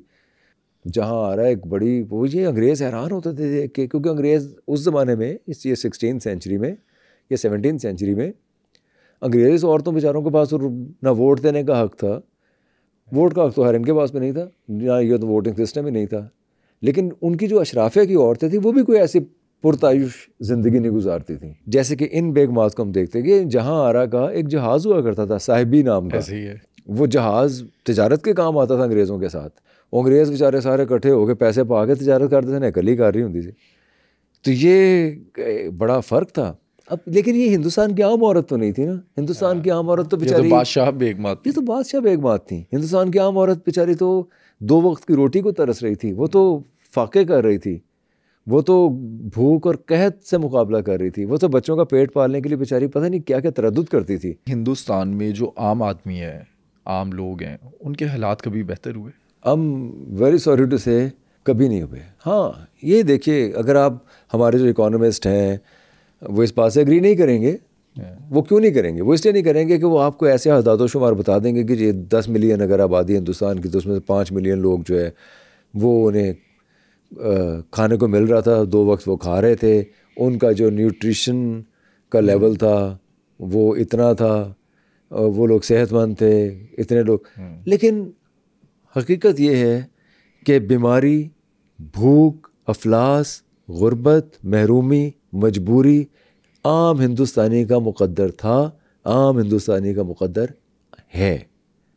चाहे वो पाकिस्तान है, चाहे वो हिंदुस्तान है, ये लोग जितनी मर्ज़ी बढ़ के मारें, इन्होंने लोगों की मेहनत पे, लोगों के वसाइल पे, उनको लूटते हुए अपने कॉफर्स भरे हैं अय्याशियाँ की। वो चंद्रगुप्त मौर्य हो, वो अशोका हो, वो अकबर हो, वो हिंदू राजे हों, वो राजा जयपाल हो, वो लोधी ख़ानदान हो, वो सुल्जूक हों, वो तुर्क हों, वो मुग़ल हों, वो ब्रिटिश हों, वो सिख हों, वो कोई भी हों, ये वो आज के हुक्मरान हों, हिंदुस्तान में आम आदमी की ज़िंदगी हमेशा से गुर्बत, अफलास, भूख, बीमारी और जहालत की रही। आज भी है, पहले भी थी, और ये उस वक्त तक रहेगी जब तक जागीरदारी निज़ाम, सरमायादारी निज़ाम या पार्लिमानी डेमोक्रेसी के जो तसव्वुरात हैं रोमांटिक से, ये लंगड़े लूले तसव्वुरात चलते रहेंगे, जब तक जो प्रोड्यूस है आपकी वो मुनाफे के लिए चंद हाथों में सिमटती है। ये बात है जो हम किसी पॉडकास्ट में करेंगे कि पैदावार मुनाफे के लिए नहीं होगी तो किस लिए होगी, और क्या पैदावार मुनाफे से हट के इंसान की बहबूद के लिए हो सकती है या नहीं हो सकती, या अगर होना शुरू हो जाएगी तो हम कैसे रहेंगे, हम कैसे इंसान होंगे, क्या फ़र्क आएगा, क्या फ़र्क आएगा। हम जब एक दूसरे की टांगें नहीं खींचेंगे, हम एक दूसरे के साथ ताल्लुक़ इसलिए नहीं बनाएंगे कि हम एक दूसरे से कोई मफाद वाबस्ता है हमारा, या हम लूट खसूट के बगैर कैसे ज़िंदा रहेंगे, हम चोर बाजारी के बगैर, हम करप्शन के बगैर, या हम एक दूसरे के वसाइल पे कब्ज़ा किए बगैर, या हम गरीब मुल्कों के वसाइल लूटे बगैर, जंगें और बहरान मुसल्लत किए बगैर कैसे रहेंगे, ये हम डिस्कस करेंगे। वैसे बड़ा मुश्किल है क्योंकि आदत नहीं है हमें रहने की। आदत नहीं है रहने की, ये बात है, आदत नहीं है। इसीलिए मार्क्स कहा करता था कि हम हकीकी इंसान नहीं हैं। वो कहते हैं कि जब जानवर पैदा होता है तो पैदा होने से लेके मरने तक वो सिर्फ पेट का दोज़ख भरने की फ़िक्र करता है, और हमारे यहाँ इंसान भी वही कुछ कर रहा है। वो उन मसाइल से निकल ही नहीं पाता बेचारा कि वो सोचे खुदा के बारे में, कायनात के बारे में, इंसान के वजूदी मसाइल के बारे में, फ़लसफ़े के बारे में। वो अशराफिया का हक़ है, वो जहाँ आरा का हक़ था, वो गौहर आरा का हक़ था, वो रोशन आरा का हक़ था, वो रानियों का हक़ था, हरका बाई का, वो गरीब आम हिंदुस्तानी औरत का हक़ नहीं रहा कभी भी। अच्छा, दूसरी तरफ अगर हम क्वीन की बात करें, ब्रिटिश की क्वीन जो थी, उनके हालात कैसे थे? उनका भी सेम स्ट्रक्चर था जैसे हम हिंदुस्तान में देखते हैं मुग़लों का? सर आप उनकी हिस्ट्री देखें, वहाँ क्वीन एलिज़ाबेथ से शुरू हो जाएं और क्वीन विक्टोरिया तक आ जाएं, वो वहाँ जो कौन सी मूवमेंट है जो नहीं चली अपने हुकूक के लिए। अगर आप विलियम ब्लेक की नज़में पढ़ें, अगर आप मेथोडिस्ट मूवमेंट को देखें, चार्टिस्ट मूवमेंट को देखें, अगर आप औरतों की उन तहरीकों को देखें जिसमें बग्गी के नीचे दे के मार लिया औरतों ने अपने आप को, इंसानियत का बदतरीन इस्तेहसाल हुआ है उन अदवार में भी जिन्हें हम बहुत ज़रूरी दौर बरतानिया का कहते हैं। बदतरीन इस्तेहसाल हर लिहाज से। वहाँ क्योंकि चिमनी स्वीपर एक नज़्म है जी, उसमें जैसे बच्चों को वो इस्तेमाल करते हैं को कान के अंदर उनके टेंड करते हैं ताकि उनके बाल वो उन्हें डिस्टर्ब ना करें काम करने के लिए, वो आपको रुला देगी। विक्टोरियन एज कॉन्ट्राडिक्शन से भरी हुई एज है, डिटर्मिनिस्ट फ़िलासफ़ीज़ की एज है, यानी इकनॉमिक डिटर्मिनिज़म हम देखते हैं मार्क्स का, बायोलॉजिकल डिटर्मिनिज़म हम देखते हैं डार्विन का, साइकोलॉजिकल डिटर्मिनिज़म हम देखते हैं फ्रॉइड का। ये एक तरफ तो ये डिटर्मिनिस्टिक फ़िलासफ़ीज़ आ रही हैं, और दूसरी तरफ हम देखते हैं कि मज़हब की इमारत क्रम्बल कर रही है, जो ऑर्थोडॉक्स मज़हब था उनका, उसकी इमारत क्रम्बल कर रही है, उसके ऊपर सवाल उठ रहे हैं। लेकिन तीसरी तरफ हमें इंडस्ट्रियल एग्जीबिशन भी नज़र आती है, और हमें इम्पीरियलिज़म भी नज़र आता है, हमें एक्सपेंशनिस्ट पॉलिसीज़ भी नज़र आती हैं। वो जो ग्रो कर रही है वो एक अशराफिया की एक क्लास है जो ग्रो कर रही है। आम आदमी वहाँ पर भी नहीं कर रहा। आम आदमी नहीं कर रहा। आम आदमी बेचारा तो उसी घन चक्कर में पैसा वजह जो टॉमस हार्डी के नॉवलों में मिलता है हमें, वो जिसका घोड़ा मर जाता है टेस्ट ऑफ द ड्रोबोविल्स के अंदर, तो वो बेचारा ख़ानदान ही तबाह हो जाता है। हमें वो चार्ल्स डिकेंस के नॉवेल्स में नज़र आती हैं, जैसे हार्ड टाइम्स को देखें आप, या पिकविक पेपर्स को देखें, या वो हमें गुर्बत, मजबूरी, महरूमी, एक्सप्लॉयटेशन, इस्तेसाल उतना ही शदीद है जितना कि हमें दूसरे अदवार में या दूसरे मुल्कों में नज़र आता है। और जानशीनी की जंग वो भी ऐसी होती है। अंग्रेज़ों के अंदर जानशीनी की जंग ऐसे नहीं थी। अंग्रेज़ों का अजीब ही चक्कर था। अंग्रेज़ों ने ये तय किया हुआ था कि हमने अपनी हायरार्की और अपना जो लाइनेज है या जो अपनी जानशी हैं वो असी फड़ के लियाने ने भावें कितने कबर च लुके होण। उनका ये मसला था। वो लड़ते नहीं, वो बल्कि बचते थे कि यार कितने मैनू ना बना, वो बचते थे। जैसे क्वीन एन या क्वीन, ये मैंने अर्ज़ किया था एक पॉडकास्ट में, जैसे जॉर्ज थे, वो तीन जॉर्ज थे जिनको पकड़ के लाए कहीं से इंग्लैंड के अंदर कि यार तू साडा बादशाह है, तू फलाने दा पुत्र है, तू बादशाह बन यार, तू की बने हैं। उसको अंग्रेज़ी बोलनी नहीं आती थी, ना जॉर्ज 1 को, ना जॉर्ज 2 को। जॉर्ज 3 को थोड़ी बहुत आती थी, हमने कहीं डिस्कस की भी ये बात। क्या महाराजा दुलीप सिंह वो भी बन सकते थे? उस ज़माने में मगलूब कौमों का ये हक़ नहीं था कि वो बादशाह बन सकें, बिल्कुल नहीं था। तो ये इस्तेहक़ाक़ सिर्फ अंग्रेज़ का था, वो गोरे का था। वो अपना इस्तेहक़ाक़, जैसे अरब्स जो हैं वो अपने आप को सुपीरियर ही रखते हैं, वो किसी हिंदुस्तानी को वो कुछ बनने का हक़ नहीं देते जो कुछ उनके पास है। इसी तरह से अंग्रेज़ भी ऐसे ही करते हैं। हम फिर से अपने पॉडकास्ट पे आते हैं शाहजहां पे। शाहजहां और जहांगीर का आपस में ताल्लुक़ कैसा था? शुरू में तो बहुत ही अच्छा ताल्लुक़ था। कब तक? जब तक के 1620 तक, जब तक के शादी नहीं हो गई नूरजहां की बेटी लाडली बेगम की शहरयार के साथ। अच्छा। एक्चुअली वहाँ से दोनों के दरमियान दूरियां शुरू हुई। नूरजहां का लाडला था शाहजहां? नहीं, शुरू में था। शुरू में तो ज़ाहिर है मफादात ही एक थे और रसाई हासिल करनी थी बादशाह तक।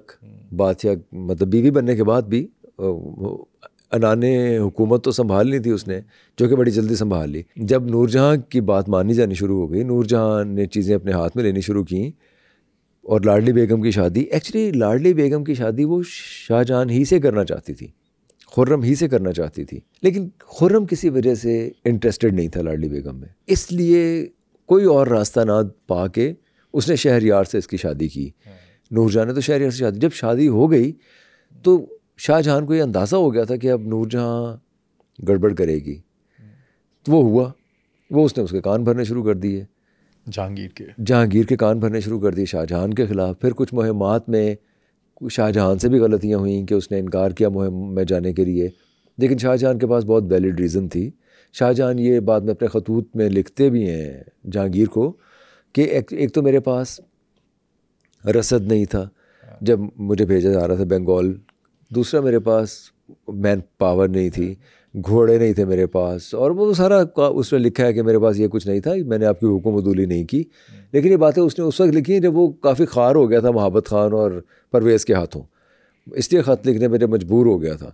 आपस में जंग भी हुई थी? जंग भी हुई। उस जंग में एक्चुअली हुआ ये कि शाहजहां ने कुछ चीज़ों को ओवर एस्टिमेट किया। एक तो उसने लोगों की वफ़ादारियों को बहुत ओवर एस्टिमेट किया।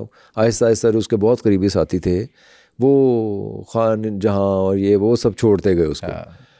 और दूसरा उसने ये ताकत के ज़रिए, उसका ख्याल था कि वो बहुत ताकतवर है, और वो ताकतवर नहीं था, क्योंकि वो जो जिनके ख़िलाफ़ पहले वो लड़ता था उसके पीछे हिंदुस्तान की एक पूरी हुकूमत थी जो उसे सपोर्ट कर रही थी, शाही हुकूमत।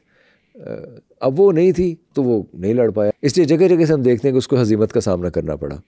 ऐसे ही जब उसका मुकाबला होता है मोहब्बत खान और परवेज़ के साथ, तो मजबूर हो गया, उसको अंदाज़ा हो गया कि मैं लड़ नहीं सकूँगा। फिर उसने ख़त लिखने शुरू किए जहांगीर को फिर उसने एक्सप्लेन किया अपनी पूरी सिचुएशन, तो जहांगीर ने कोई जवाब नहीं दिया, बल्कि कई मौक़ों पे ऐसा हुआ कि कोई उसकी तरफ से अगर कोई कासिद आया है तो उस कासिद को भी उसने डिसकर्टियसली भेज दिया वापस। और माफ़ी कैसे मिली? एक्चुअली माफ़ी कहाँ मिली? माफ़ी तो मिली नहीं ना, माफ़ी तो ये वो मर जो गया। हमें ये नज़र नहीं आता कि जहांगीर ने कहीं शाहजहां को खिलत फ़ाखरा अता कर दी और उसको माफ़ कर दिया, या उसको गले से लगा लिया, या उसको कोई ताज पहना दिया उसके सर के ऊपर, जैसे कि अकबर ने जहांगीर के साथ किया था। हमें ये तो जहांगीर तो मर गया, जब मर गया तो जानशीनी की लड़ाई शुरू हो गई। जानशीनी की लड़ाई शुरू हुई तो आसिफ खान ने अपना खेल खेलना शुरू कर दिया और उसको आगे ले आया। अब जब लड़ाई हुई, देखिए एक चीज़ है कि वफ़ादारियाँ किसकी तरफ हैं। जब जहांगीर बादशाह है और हुक्म बादशाह का चल रहा है, तो फिर जो इम्पीरियल फ़ौज है वो तो बादशाह की फ़ौज है ना, वो तो जहाँ भेजेगा जाएगी और लड़ेगी। जब बादशाह ही नहीं रहा तो there were a lot of people who were calling the shots, जिनमें सबसे अहम तो आसिफ खान था, क्योंकि ये तो कश्मीर गई हुई थी नूरजहाँ, तो वो आसिफ खान था। तो आसिफ खान ने बहुत सी जगहों पे ब्लॉक किया और शहरयार ने कुछ गलतियाँ की, जैसे कि लोगों को साथ मिलाने के लिए पैसा वैसा बहुत बांटा सब, तो उसने, रेस्ट इज़ द हिस्ट्री, हमने देखा कि वो अपने ताकतवर होने की वजह से और दरबार में अपने वफादार होने की वजह से नूरजहाँ के भी जो मोतमद थे वो सारे के सारे आसिफ खान के साथ मिल गए और उन्होंने शाहजहां को बादशाह बना दिया। जब हम देखते हैं कि जहांगीर और शाहजहां दोनों की आपस में लड़ाई है, उस टाइम आसिफ खान किधर होता है? आसिफ खान दरबार में था और आसिफ खान ने बड़ी कामयाबी से जहांगीर को ये तासुर दिए रखा और अपनी बहन को भी ये तासुर दिए रखा कि मैं तो ना आ रहा, मैं दरबार ही के साथ हूँ। हालांकि जब वो ख़जाने वाला वाक़या हुआ बंगाल में, जो कॉन्वॉय था और उस कॉन्वॉय के पास ख़जाना, और वो जो टिप थी वो शाहजहां को आसिफ खान ने दी थी। फिर जब आसिफ खान ने शाहजहां को दक्कन से बुलाना था आगरा, तो शाहजहां इंटरेस्टेड नहीं था। शाहजहां दिल छोड़ के बैठा हुआ था दक्कन में, और वो यानी कि वो मायूस होकर बैठा हुआ था। जब वो कासिद इसने भेजा, इसने बल्कि अपनी एक अंगूठी भेजी, क्योंकि वो अगर ख़त भेजता हो तो 20 दिन बाद पहुंचना था, तो 20 दिन आने में लगने से बहुत वक्त ज़ाया होता। इसने फिर एक कासिद को दौड़ाया और अपनी एक अंगूठी थी जो बड़े कीमती पत्थर वाली, उसके अंदर कोई पैगाम डाल के भेजा ताकि वो उसे यकीन आ जाए कि आसिफ खान ने ही बुलाया। फिर वो कासिद पहुंचा भागम भाग घोड़ा लेके, और वहाँ उसे बताया गया, वहाँ से फिर वो निकला अपनी फ़ौज लेके। फिर एक्चुअली होता ये कि जब लोगों को पता चलता है, उस ज़माने में भी लोग हम जैसे लोग थे ना, वो गड़ा गुत्तों उतरे सन, वो भी साढ़े वर्गे सन, जो खबासतें हम में हैं वो उनमें भी थी। उन्होंने जब देखा कि अच्छा यार ये तो पलड़ा आसिफ खान की तरफ जा रहा है और आसिफ खान बाजी ले रहा है, तो वो उनकी हमदर्दियाँ उधर हो गई। उनको तो दोनों से कोई गर्ज नहीं थी, शाहजहां से, शहरयार से। इस तरह आसिफ खान की डिप्लोमेसी ने काम किया, इसीलिए तो शाहजहां ने जाके पाँव चूमा उसका नीचे बैठ के ज़मीन पे, इसीलिए इतना शानदार मकबरा बनवाया उसका।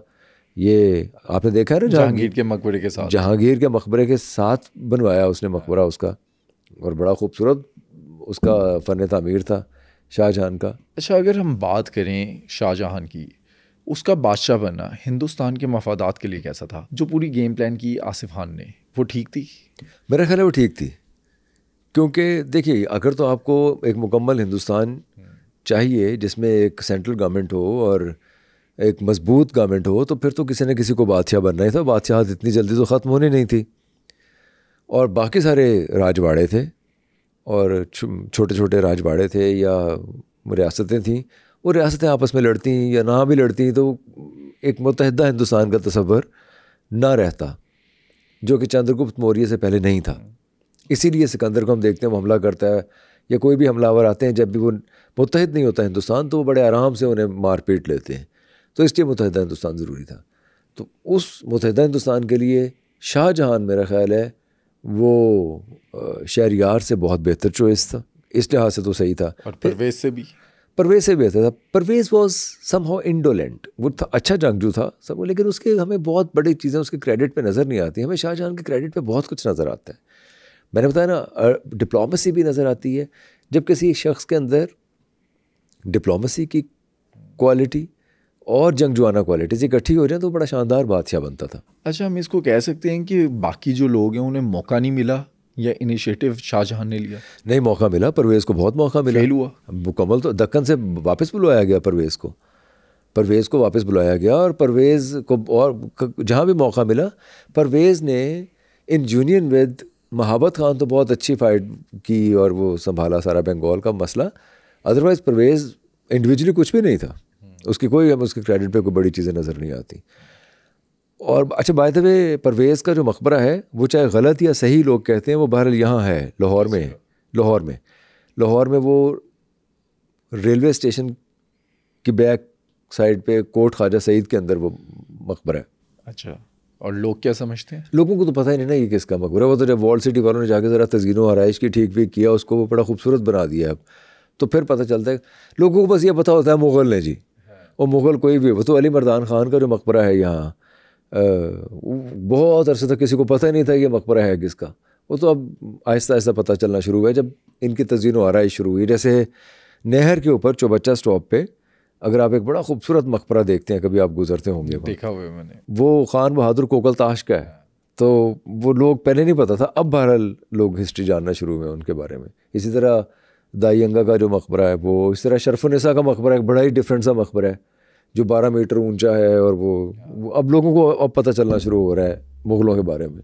अच्छा, अगर हम कत्लो गारत की बात करें, शाहजहां ने ये कत्लो गारत का जो सिलसिला था वो कैसे स्टार्ट किया, और क्या यही ज़रूरत थी उस टाइम पे? शाहजहां को इल्ज़ाम दिया जाता है, और मेरा ख्याल है कि बिल्कुल ठीक इल्ज़ाम दिया जाता है, कि उसने बच्चों तक के कत्ल को एक रिवायत बना दिया मुग़लों के अंदर, ताकि कोई मुद्दा ही ना रहे, जानशीनी का मसला ही ख़त्म हो जाए, कोई क्लेम ही ना करे। शाहजहां के क्रेडिट पे किस किस का कत्ल है? खसरो का। उसने मरवाया या सिर्फ बातें हैं? नहीं, उसने, जहांगीर ने खसरो को हवाले किया था शाहजहां के, ये कह करके उसको मारना है? नहीं नहीं नहीं नहीं, ये उसने कहा नहीं था कि मारना है, लेकिन एक अंडरस्टैंडिंग भी तो होती है ना। जब आप उसके बदतरीन दुश्मन के हवाले कर रहे हैं खसरो अंधा करके, अंधा, वो उसकी बिनाई मुकम्मल तौर पे गई नहीं थी, वो बहरहाल फिर भी काफ़ी बेहतर हो गया था जब उसको उसके हवाले किया। उसने उसको महबूस कर लिया, क़ैद में रखा, वो कौन सा काफ़ी अर्सा क़ैद में रखने के बाद उसको कुछ लोगों के हाथों गला दबवा के कत्ल करवा दिया, और बहाना ये कर दिया कि वो तबई मौत मरा है। कौन पूछने वाला था? बल्कि जब आप पढ़ते हैं, रिकॉर्ड्स पढ़ते हैं उसके जहांगीर के, तो जहांगीर ने बहुत ही इमोशनलेसली लिखा है इस कत्ल के बारे में या इस मौत के बारे में, हालांकि उसका बेटा था वो। मतलब शाहजहां ने बनना है बादशाह, वो उस ज़माने में हॉट फेवरेट था वो। जब ये खसरो को शाहजहां के हवाले किया है तो शाहजहां बहुत हॉट फेवरेट था, उसके ऊपर बड़ी नवाजिशात कर रहा था। बल्कि एक ईरानी वफ़द आया हुआ था दरबार में, तो उस ईरानी वफ़द की मौजूदगी में शाहजहां का ख़िताब दिया उसने उसे। वो इसलिए दिया कि जो ईरान वाले अपने आप को शाह इस्माइल, शाह अब्बास ये कहा करते थे ना, तो उसने शाहजहां कहा कि आप तो ईरान के बादशाह हैं ना, ये पूरी दुनिया का बादशाह है। ये उसे फिर बहुत से घोड़े वोड़े मरहमत किए, बहुत सी इनायतें की उसके ऊपर शाहजहां। तो उस ज़माने की बात है, खसरो को उसके हवाले किया था। हम देखते हैं लाहौर के अंदर भी कत्ल करवाए आसिफ खान के थ्रू। तो जो लोग उनके साथ थे, बागियों के साथ जो भी लोग थे, उन सबको कत्ल करवाया। वो तो बागी थे ना, बागियों को तो कत्ल करवाना था, फिर ज़ाहिर है उनके जो सरगना को कत्ल करवा दिया। बादशाहों के लिए तो खैर ये ज़रूरी हो जाता था ना, कि अगर वो कत्ल नहीं करवाएंगे तो कोई ना कोई फिर उठ के खड़ा हो जाएगा, फिर 200-250-300 बंदा साथ में लाएगा, 300-400 घोड़े लाएगा, फिर चढ़ाई कर देगा किधरे ना किधरे। उनको इसलिए वो कहते थे इनको मुद्दा ही ख़त्म कर दें। बादशाह बनने के बाद शाहजहां के अच्छे काम कौन से हैं? अच्छे काम तो ये हैं कि उसने पर्शिया के साथ ताल्लुकात बहुत बेहतर बनाए और एक बराबरी की सतह पे लेके आया। दूसरा, उसने बंगाल में, दक्कन में जो उठ रही थी बगावतें, उनको किसी हद तक टेम किया बहुत ज़्यादा। अच्छे काम तो ये थे। तीसरा अच्छा काम ये था कि पैसा बहुत ज़्यादा खर्च किया उसने। वो पैसा इमारतें बनाने पे, ये अच्छा काम था, शान शौकत पे थे। अगर वो इमारतें ना बनाते, देखिए हम रिवर्स तो नहीं कर सकते हिस्ट्री को, अगर वो ये काम ना करते तो आज मतलब सिर्फ अय्याशी करते और ये सब कुछ ना करते। होना तो ये चाहिए था कि वो म्यूज़ियम बनाते, यूनिवर्सिटीज़ बनाते, वो लोगों के रहने की जगह बनाते, आम लोगों के लिए तामीरात करते। आज भी मौजूद होती वो तामीरात, हम उनको देखकर भी बहुत खुश होते और उनके बारे में कसीदे कह रहे होते। लेकिन क्योंकि उन्होंने अपने मुर्दों के लिए किया या उन्होंने अपने मजहबी मकासद के लिए किया, तो बहरहाल वो चीज़ें मौजूद हैं। शाहजहां के बारे में जो हिस्टोरियन लिखते हैं वो कौन सी गलत बातें हैं? शाहजहां के बारे में बहुत घिनौने इल्ज़ाम भी लगते हैं। कैसे? एक तो वो बहुत शहवत परस्त था या नहीं? नहीं, मौरखीन तो ये कहते हैं, मौरखीन ये कहते हैं। और देखिए वो अब इसके दो तरीके हैं। एक तो जो ऐसे मौरखीन जो बहुत ही संजीदा किस्म के मौरखीन हैं, मसलन विलियम डैरलिम्पल, वो हमें कहीं ऐसे बहुत ज़्यादा उसको लस्सियस नहीं बताता। हमें डॉक्टर मुबारक अली को उसको बहुत ज़्यादा लस्सियस नहीं बताता। उसकी एक वजह, उसकी वजह ये कि जो संजीदा मौरखीन हैं वो लोगों को उनकी इंसानी कमज़ोरियों पे इवेलुएट नहीं करते, ख़ास तौर पे बड़े लोगों को। यानी कि जो कोई बादशाह है, जर्नैल है या कोई बड़ा कोई फिलोसफर है या कोई बड़ा गायक है, जो कोई बड़ा आदमी है जिसने कुछ अचीव किया, वो उसको उसकी इंसानी कमज़ोरियों पे एवेलुएट नहीं करते। वो उसको जो उसके वस्फ़ हैं, बड़े वस्फ़ हैं, उन पे एवेलुएट करते हैं। जबकि जो छोटे मौरख़ीन होते हैं, वेरी सॉरी टू से, छोटे मौरख़ीन से मुराद ये कि जो मसाला मौरख़ीन होते हैं, ये इन बातों को पकड़ ले। तो वो तो ये भी इल्ज़ाम लगाते हैं मसाला मौरख़ीन कि इसके अपनी बेटी के साथ भी नाजायज़ ताल्लुकात थे। हाँ, अच्छा, किसके बारे में कहते हैं? वो चुन्नी बेगम के बारे में कहते हैं। कोई तो ऐसी वजह होगी ना कि ये बातें सामने आती हैं। ये गॉसिप है, ये बहुत सी गॉसिप। देखें, जहाँ तो उन्होंने शादियाँ की हैं, ये जहाँ उन्होंने खुद इकरार किया है, जैसे वो 2 स्लेव गर्ल्स थीं या कुछ नाचने वाली जो लड़कियाँ थीं जो बहुत अच्छा नाचती थीं, इन्हें बहुत पसंद थी, वो उनके साथ अगर वो उन्हें, ये कोई आम बात थी। बल्कि मुग़ल हिंदुस्तान के अंदर जब तक आप बहुत सी औरतों के साथ ताल्लुकात नहीं रखते और कोई कत्ल वतल नहीं करते, तब तक आप मर्द ही नहीं कहलवाते थे। ये तो मुग़ल का एक है, तो ये तो चलता आ रहा है यहाँ पे। तो वो अगर वो डांसिंग गर्ल्स के साथ उसके ताल्लुकात थे तो वो तो एक आम बात थी। लेकिन बेटी के साथ, अब क्योंकि अगर वो डांसिंग गर्ल्स के साथ कहेंगे, कनीज़ों के साथ कहेंगे, या किसी हिंदुस्तान के किसी इलाकों से खूबसूरत लड़कियों को उठा के दरबार में शाहजहां के लिए लाया करते थे, उस पर कहेंगे तो वो लोग कहेंगे यार ये तो आम सी बात है। उन्होंने तारीख को अच्छे तरीके से बेचने के लिए ये कह दिया कि बेटी के साथ ताल्लुकात। अच्छा, लेकिन अगर कोई ऐसा सवाल उठा भी दे तो इसको रद्द कैसे किया जा सकता है? पहली बात तो ये है कि हिंदुस्तान में बहरहाल तमाम तर कबाहतों के बावजूद जनरली ऐसा नहीं होता, तमाम तर इंसानी कमज़ोरियों के बावजूद ऐसा नहीं होता कि बहन बेटी के साथ खुदा न खास ऐसे ताल्लुकात हो। हाँ, खाल ऐसी मिसालें कहीं मिल जाती हैं, इंसेस्ट की मिसालें भी मिल जाती हैं, वो बड़े कुछ मकरूह मिसालें हैं लोगों की।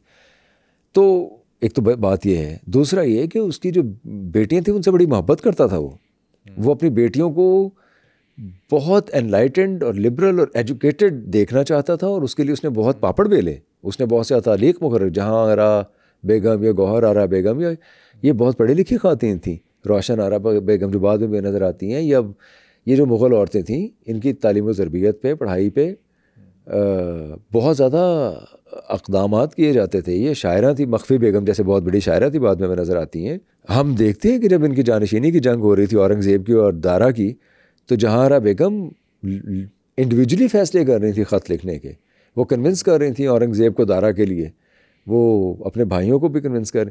तो हमें नज़र आता है कि मुग़ल औरतें जो थीं दरबार में, वो बहुत इंडिपेंडेंट औरतें थीं, अपना सोचने समझने की बड़ी अच्छी सलाहियत रखती थीं, और इन अ वे मजहबी भी थीं।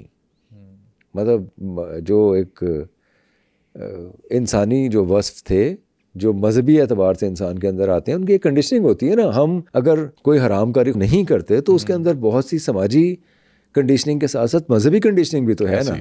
तो वो मजहबी कंडीशनिंग उनकी थी, इसलिए हम शाहजहां पे ये इल्ज़ाम नहीं लगा सकते। अच्छा, अब बात करते हैं शाहजहां और मुमताज़ महल के मोहब्बत के किस्सों की। वो कौन से फेमस किस्से हैं जो आज भी याद किए जाते हैं? देखिए, वो तो उन्होंने ताजमहल बना दिया, इससे बढ़ के और क्या करे। ताजमहल के बारे में सबसे खूबसूरत बात कही है बिल क्लिंटन ने। वो कहते हैं दुनिया में 2 तरह के लोग हैं, एक वो जिन्होंने ताजमहल देखा है और दूसरे वो जिन्होंने नहीं देखा। तो मैं तो उन लोगों में से हूँ बट साहब जिन्होंने नहीं देखा। मैं उन लोगों में से हूँ जिन्होंने देखा है। आप बहरहाल उन खुशकिस्मत लोगों में से हैं जिन्होंने देखा है। और तो आप अपने तजुर्बे से बताएं ना कि आपको कैसा लगा वो ताजमहल? मैंने उस नज़र से नहीं देखा जैसे एक हिस्ट्री स्टूडेंट होता है, लेकिन बहुत खूबसूरत था। आज भी तस्वीरें मैं देखता हूँ, वो हम ऑडियंस को दिखा भी रहे हैं वो तस्वीरें। जी, आप तो छलांगे लगा रहे हैं इन तस्वीरों में। अच्छा, वो ना इस तरह से जो हमारी इंडियन ऑडियंस है वो जानती है, वहाँ पर ये होता है फ़ोटोग्राफ़र जो है वो कहता है कि इस तरह से हाथ कर लें, वो ताजमहल के मीनार के ऊपर आपका हाथ आ जाएगा, जंप मारे तो आपकी हाइट ताजमहल जितनी हो जाएगी। तो वो इस तरह की होती हैं चीज़ें वहाँ पर। लेकिन एक ये जो तस्वीरें, इसमें तो आप बड़े शर्मीले से बच्चे की, आपकी उम्र क्या है इसमें? इसमें मैं 9 साल का हूँ। अच्छा, सिर्फ 9 बरस के। और ये ईयर कौन सा है? ये 2004, आज से 20 साल पहले। अच्छा, 2004, 9 बरस के थे आप तो बहुत छोटे हैं बट साहब। लेकिन आप इतनी छोटी उम्र में ताजमहल देखा है। सानू वे को सी बूढ़े हो गए ऐसी ताजमहल नहीं देखा। इंशाल्लाह आपको भी ये मौका मिलेगा। अरे इंशाल्लाह देखेंगे हम भी। ताज तेरे लिए मज़हर उल्फत ही सही, हम भी देखेंगे कभी। शाहजहां की तमीरात जो है वो भी काफ़ी फेमस है, वो कौन कौन सी है? सबसे पहले तो ताजमहल जो हमने भी डिस्कस किया, फिर मोती मस्जिद, फिर जामे मस्जिद दिल्ली, फिर शालीमार बाग, फिर आसिफ जहाँ का मकबरा, और फिर नूरजहाँ का मकबरा। गो के डिज़ाइन नूरजहाँ ने किया हुआ था खुद ही अपने मकबरे को, और जहांगीर का मकबरा, लेकिन ये दौर तो शाहजहां ही का है जिसके अंदर ये सब कुछ हुआ। तो एक तो बहुत बड़ा आर्ट लवर था, और ये मुग़ल सारे आर्ट लवर थे। मुग़ल आर्ट बहुत रिच आर्ट है इस लिहाज से कि उसमें हमें ये सारे रंग नज़र आते हैं। ये इस्लामी जो एक फ़न तामीर है वो भी नज़र आता है। फिर उनकी एक रिवायत है जो ईरान से उन्होंने ली है, जैसे काशीकारी, पिच्चीकारी, फ्रेस्को आर्ट, ज्योमेट्रिकल डिज़ाइन, ये हमें हर जगह नज़र आएंगे। ये ईरान। अकबर भी ऐसा था।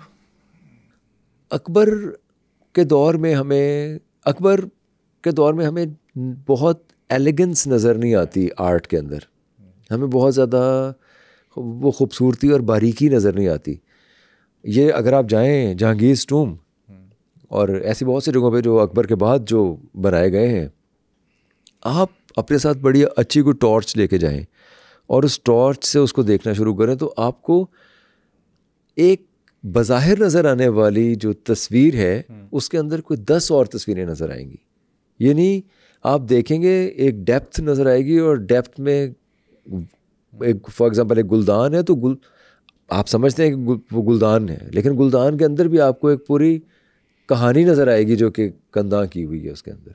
अच्छा, अगर हम ताजमहल की बात करें, मैं तो बहुत छोटा था जब मैं गया, और एज टूरिस्ट गया था, मैं हिस्ट्री स्टूडेंट नहीं।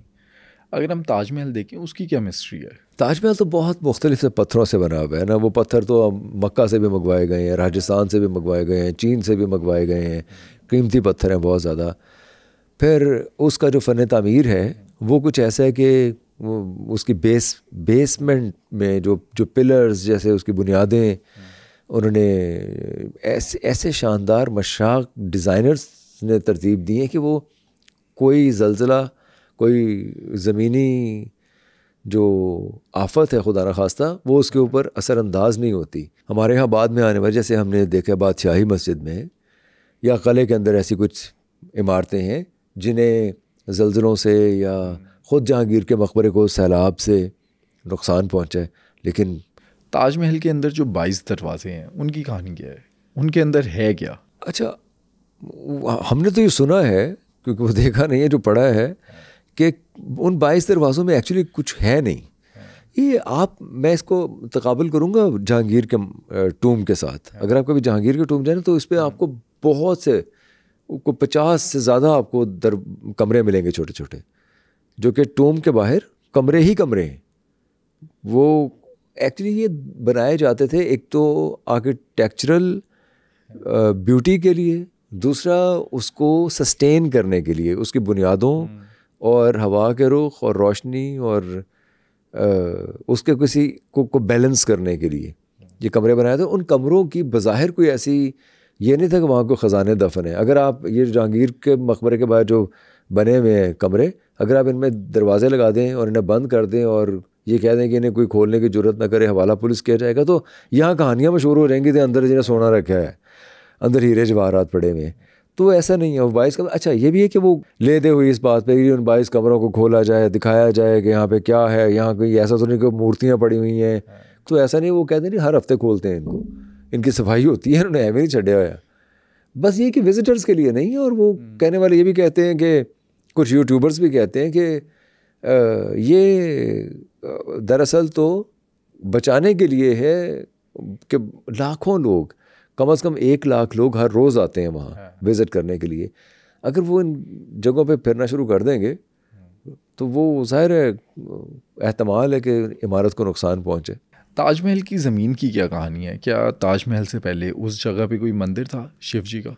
अच्छा नहीं, ये हमारे जो हिस्टोरियंस हैं ये नहीं मानते, इवन इंडियन हिस्टोरियंस नहीं मानते। ये बात आई कहाँ से फिर? अच्छा, हमें ये पता चलता है कि कुछ शौकिया हिस्टोरियंस भी होते हैं जिन्हें बस शौक़ होता है हिस्टोरियन बनने का, तो वो सस्ती शोहरत हासिल करने के लिए या कुछ पैसा वैसा हासिल करने के लिए या कोई दुर्फिंतनी छोड़ने के लिए, हवा में तीर छोड़ने के लिए कोई ऐसी बात कह देते हैं कि लोग उनके पीछे पड़ जाएं या लोग उनको बाय कर लें, या समाजी राब्तों की जो वेबसाइट्स हैं उनके ऊपर फ़ौरन आजकल जो हल्के हमारे दानिश्वर हैं वो ये करते हैं कि फ़ौरी तौर पे उठा के वो कोट करना शुरू कर देते हैं। एक साहब हैं जो ऐसे ही एक हिस्टोरियन है, उन्होंने कभी इसे शिव मंदिर कहा कि यहाँ पहले था, उससे पहले उन्होंने कहा कि यहाँ तेजू महलैया मंदिर था, कभी उन्होंने कहा कि यहाँ पे मूर्तियाँ थीं, कभी उन्होंने कहा इस ज़मीन को, उस मंदिर को गिरा के खुदा न खास्ता फिर यहाँ पे ताजमहल बनाया गया है।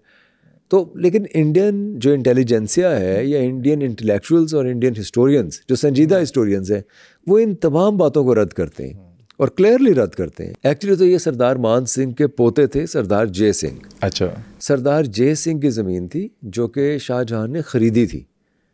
जो हिस्टोरियंस हैं वो तो ये लिखते हैं कि नॉमिनल से पैसे दे के वो ज़मीन ख़रीदी गई थी। कहते हैं कि उसके बदले में हवेलियाँ भी दी थी कुछ। हिस्टोरियन हवेलियाँ नहीं लिखते हैं। अच्छा। हवेलियाँ हो सकता है पहले दी गई हो या हो सकता है किसी हवेली दी गई हो तो उसके मतलब वो तो ज़बानी लेन देन था ना उनका।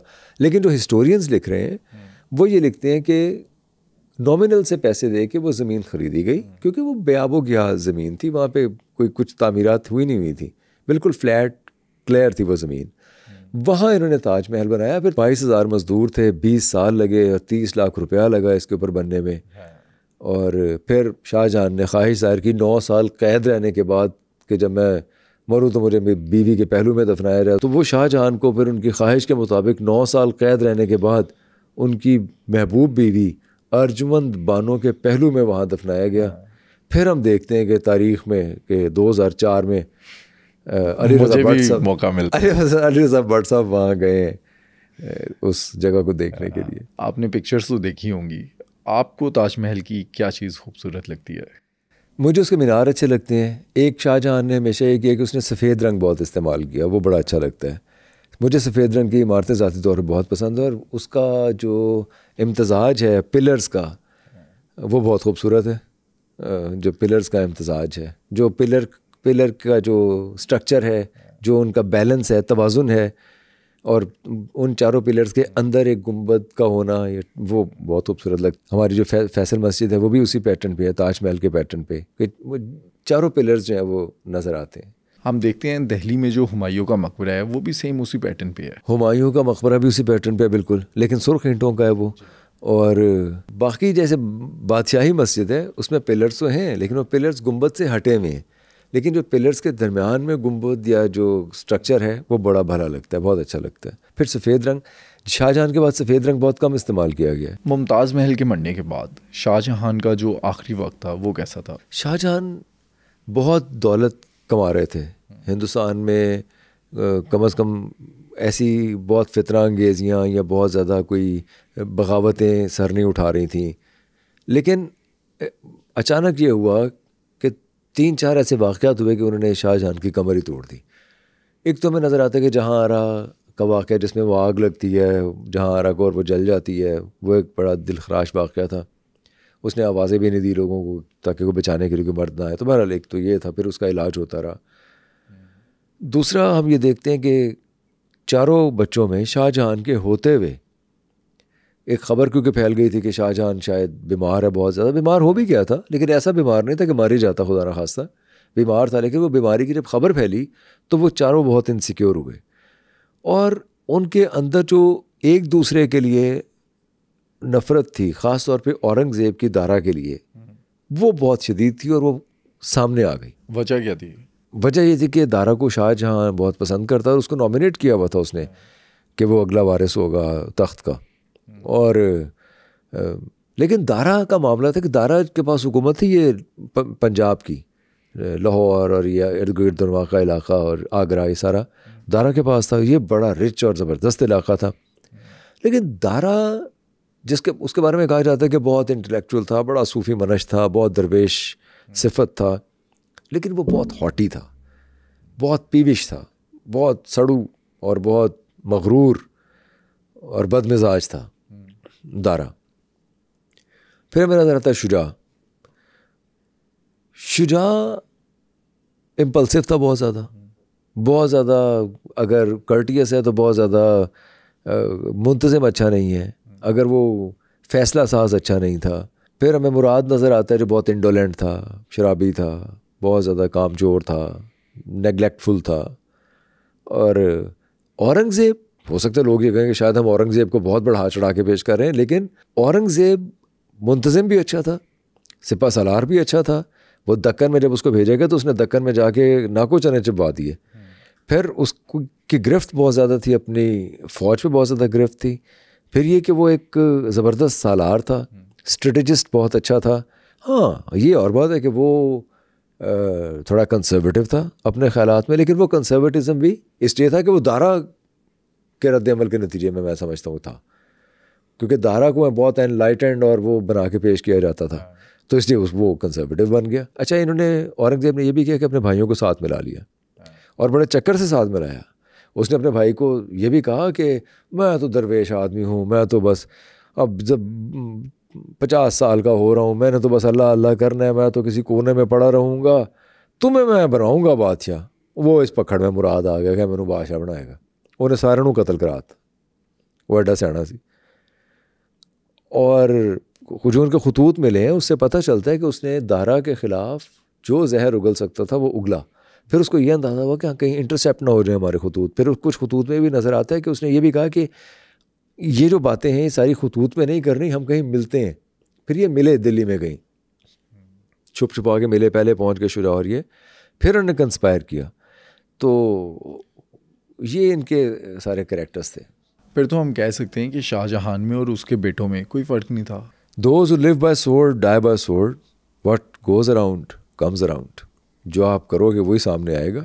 है जुर्म ज़ईफ़ी की सज़ा मर्ग मफाजात, ये तो फिर होता है। शाहजहां भी ऐसे ही था, वो भी ऐसे ही रहा, उसने भी ऐसे कत्ल व गारत की थी, फिर उसके बच्चों ने भी आपस में की। उसने दूसरे के बच्चों को मरवाया, उसके अपने बच्चों ने एक दूसरे को मारा। जब शाहजहां के बच्चे एक दूसरे का कत्ल कर रहे थे, शाहजहां पे उस वक्त क्या गुजर रही थी? Shah Jahan was a lame duck. Shah Jahan को उन्होंने कोने खुदरे में बिठा दिया था। शाहजहां को तो सिर्फ एक मारा नहीं था, मेरा ख्याल मारा भी औरंगज़ेब ने शायद इसलिए नहीं कि बहुत ही थू थू होगी, इसलिए उसने उसको कैद कर दिया। कैद करने के बाद भी टोटल 15 लोग थे शाहजहां के जनाजे में जब वो मरा है। और उसके पास मेरा ख्याल खाने पीने के भी कुछ मामूलात थे कि एनू एनक देना है, एनू अरहड़ दी दाल देनी है तो नाल 2 रोटियां देनी है, अचार मंगे तो नहीं देना। इस टाइप की कुछ पाबंदियां थी उसके ऊपर, शाहजहां के ऊपर, जब वो कैद में था। यानी अगर कोई पैसा वैसा भी महदूद से दिया करता। और 9 बरस उसने ऐसे गुजारे हैं। वो खिड़की से, जो आप माशाल्लाह जहाँ खेल कूद रहे थे ना ताजमहल के बाहर, वो उस ताजमहल को अपनी जेल में से देखा करता था, अपने कैद खाने में से खिड़की खोल के। क्या है गया वो ताजमहल जड़ा मैं मुमताज़ महल वास्ते बनाया है। 22 सालों में 22 साल लगे थे जिसे बनाने में, उसको वो हसरत से देखा करता था शाहजहां। तो ये मेरा ख्याल बड़ा बुरा वक्त था उसके ऊपर। 9 साल बहुत लंबा अरसा होता है। कैद तन्हाई थी तकरीबन। उसकी बेटी उसकी तीमारदारी वगैरह क्या करती थी। बहरहाल ये भी कहा जाता है कि औरंगज़ेब ने कोहिनूर मांगा। कोहिनूर उस वक्त तक शाहजहां के पास था। अच्छा, कोहिनूर की बड़ी अच्छी आपने बात की। आपको याद होगा ये मीर जुमला, ये वही शख्स है हू रोज़ फ्रॉम द रैंक्स, जो कि एक मर्चेंट था और बड़ा ख़ास मोतक़द बन गया शाहजहां का। इनफैक्ट हुमायूं ने जो हीरा कोहिनूर दिया था तहमासप को, जो कि ईरान का बादशाह था, वो हीरा को उसे बहुत ज़्यादा पसंद नहीं आया। उसने हीरा एक शख्स के हाथ भिजवा दिया अहमदनगर के राजा के पास तोहफे के तौर पे। वो हीरा कभी अहमदनगर के राजा को मिला ही नहीं। उस शख्स ने दिया ही नहीं कोहिनूर। वो कोहिनूर के गायब हो गया, पता नहीं किधर चला गया। फिर जब शाहजहां का दौर आया तो यानी हुमायूं के बाद बीच में अकबर भी आता है, बीच में जहांगीर भी आता है। अब जब शाहजहां का दौर आया तो शाहजहां के दौर में हमें मीर जुमला नज़र आता है उस हीरे के साथ, क्योंकि वो हीरो का ताजिर था। अच्छा। हीरो का कारोबार करता था। हुआ ये कि वो बंदा जो ईरान से लेके आया था कोहिनूर, उसने कहीं बेच दिया। हालांकि वो इतना महंगा बिकना चाहिए था, कहते हैं कि वो 2.5 दिन पूरी दुनिया को खाना खिलाया जा सकता था उस हीरे को। उन्हें पता नहीं कितना बेचा, कुछ कहा नहीं जा सकता, उन कौड़ियों के मोल बेचती होगा।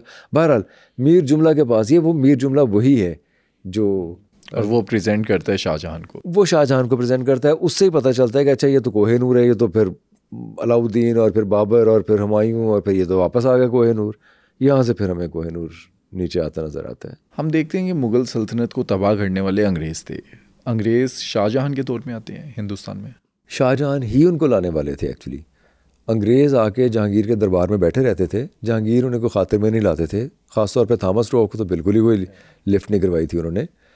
लेकिन ग्रेजुअली में पता चलता है कि नूरजहां को और शाहजहां को गर्विदा कर लिया था अंग्रेज़ों ने। कैसे? तोहफे दे के, ताल्लुकात कायम करके, कोई सब्ज़ बाग दिखा के, किसी भी तरीके से। वो नूरजहां तो तोहफे भी मान गई थी। शाहजहां को नज़र आया होगा कि ज़रा गोरे अप्रिशिएट कर रहे हैं आके, यार तो बड़ी बड़ी शय है। हो सकता है इसलिए, लेकिन उसने एक्चुअली पुर्तगालियों से, लेकिन एक्चुअली उसने पुर्तगीजियों से भी जान छुड़वानी थी शाहजहां ने। पुर्तगीज़ जो थे वो उससे भी आजिज़ आया हुआ था, उनके खिलाफ नुकसान क्या कर रहे थे वो? पुर्तगीज़ तिजारत कर रहे थे लेकिन इनको इनका हिस्सा नहीं मिल रहा था। अच्छा। तो इसलिए शुरू में तो ये किया इसने जहांगीर से, ये सिफारिश की कि इन्हें बंदरगाह तक रहने दिया जाए सूरत की, लेकिन जब खुद ये बादशाह बना फिर तो उन्होंने चर्च भी बना लिया था, बंगाल में चर्च भी बना लिया, हैदराबाद के अंदर, सूरत के अंदर, और हर जगह अपनी कंपनी की इस्टेब्लिश कर ली थी, अपनी प्रेजेंस को बहुत मेक श्योर किया था अंग्रेज़ों ने। इतना हुआ था, शुरू हो गया था उनका काम, शुरू हो गया था अंग्रेज़ों का यहाँ तिजारत का। अच्छा, हम देखते हैं जहांगीर के दौर में जो सिख गुरु थे उनका कत्ल हुआ। शाहजहां के दौर में सिखों का और मुग़लों का कोई कॉन्फ्लिक्ट था? बहुत ज़्यादा कॉन्फ्लिक्ट था। वो था तो एक हादसाती बुनियाद पे, लेकिन बाद में ठीक हो गया था। एक्चुअली आपको याद होगा गुरु हर रॉय जो हैं वो बहुत ज़्यादा जंगजू मिजाज के नहीं थे, तो वो थोड़ा पीछे हट गए थे। हालांकि उनके पास बहुत बड़ी सिपाह थी सिखों की, लेकिन वो ज़रा पीछे हट गए, तो कोई हिंदू कुश में चले गए, वहाँ जाके बैठ गए। उस दौरान कुछ एक बदमज़गी कि एक बाज़ के ऊपर इनकी टोलियों की, शाहजहां की एक टोली की लड़ाई हो गई थी सिखों के साथ, जिससे फिर काफ़ी बदमज़गी हुई। लेकिन इनके ताल्लुकात बेहतर हो गए थे। जब दारा शिकोह बीमार हुआ तो गुरु हर रॉय ने एक बड़ी ख़ास दवा है जो तैयार करके दारा शिकोह के लिए दी थी, जिससे दारा शिकोह ठीक हो गया था। दारा शिकोह से इनको बड़ी मोहब्बत थी शाहजहां को, ऐसी मोहब्बत थी जैसे बाबर को हुमायूं से थी। यानी बाबर ने उसकी बीमारी हो गया था ना, अपना सर ले ली थी और वो मर गया था, ऐसी मोहब्बत थी उसको दारा शिकोह से, शाहजहां को। और इसीलिए औरंगज़ेब को या बाकी भाइयों को दारा शिकोह से चिढ़ भी थी। लेकिन अगर हम फिर वही बात है, हम देखते हैं कि औरंगज़ेब के अलावा जो बाकी तीनों थे वो बादशाह बनने के काबिल भी नहीं थे। दारा शिकोह के टेम्परामेंट का मसला था। दारा शिकोह वैसे एक फ़िलोसॉफिकल माइंडेड एक आदमी ज़रूर था, लेकिन बहुत अच्छा बादशाह साबित ना होता अगर वो बादशाह बनता। और मुराद बहुत इंडोलेंट था, शाह शुजा बहुत इम्पल्सिव था, और औरंगज़ेब वाहिद आदमी हमें नज़र आता है जो जालिम, रूथलेस, मर्सिलेस होने के बावजूद एडमिनिस्ट्रेटर बहुत अच्छा था। उसकी गिरफ्त बहुत मजबूत थी अपने सिपाह पे, और डिसीजन मेकिंग बहुत शानदार थी उसकी। क्या आपके ख्याल में शाहजहां के साथ जो औरंगज़ेब ने उसके आखिरी वक्त में किया वो क्या मकाफ़ाती अमल था? हमें कमेंट सेक्शन में बताएं।